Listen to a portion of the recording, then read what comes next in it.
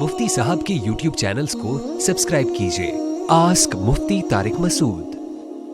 क़सर नमाज कितने किलोमीटर पर है? नमाज़ें क़सर करने के लिए कितने किलोमीटर की दूरी तय करना ज़रूरी है? नासिर हुसैन साहब इंडिया से। जनाब नासिर हुसैन साहब, आप जब अपने शहर की आबादी से बाहर 77.8 किलोमीटर यानी तकरीबन 78 किलोमीटर आप दूर जाने का इरादा रखते हैं तो शहर से बाहर निकलते ही क़सर शुरू हो जाएगा। यानी ये नहीं कि 77.8 किलोमीटर पे पहुँचेंगे तो क़सर करना है, ना ना ना ना ना।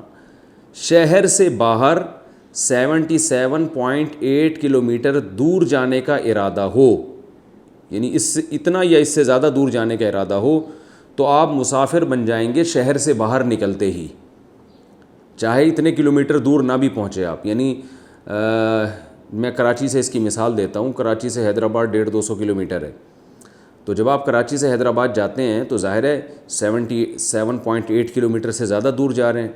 77.8 याद करना मुश्किल होता है, 78 किलोमीटर याद रखें। तो आपने क्या करना है कि जैसे ही आप कराची की आबादी से, आप हैं तो इंडिया के लेकिन मिसाल मैं कराची की दे रहा हूँ, तो आप जैसे ही कराची की आबादी से बाहर निकलेंगे यानी कराची के मुज़ाफ़ात भी ख़त्म हो जाएंगे तो फिर आप सफ़र की नमाज़ शुरू कर देंगे। और अगर इतना इससे कम दूर जाने का इरादा है 78 किलोमीटर से, तो फिर आप शहर से बाहर निकल के भी सफ़र वाली नमाज नहीं पढ़ेंगे।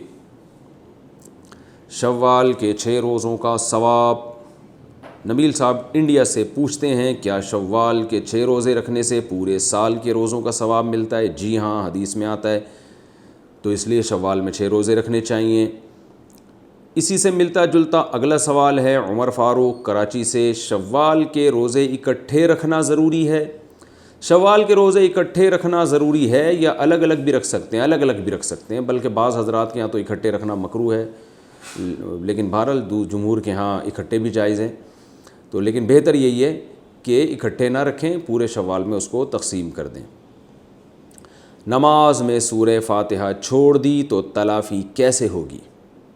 मोहम्मद तनवीर साहब बिहार से पूछते हैं कि अगर मैं नमाज में खड़ा हुआ और सूरह फ़ातिहा के बजाय दूसरी सूरत पढ़ना शुरू कर दी तो याद आने पर क्या करना चाहिए? सूरह फ़ातिहा पढ़ें या आखिर में सद्दा सहव कर लें?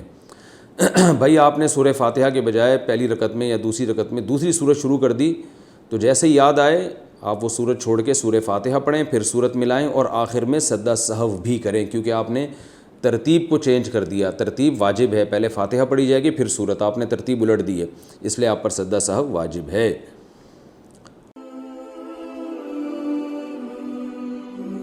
आस्क मुफ्ती तारिक मसूद।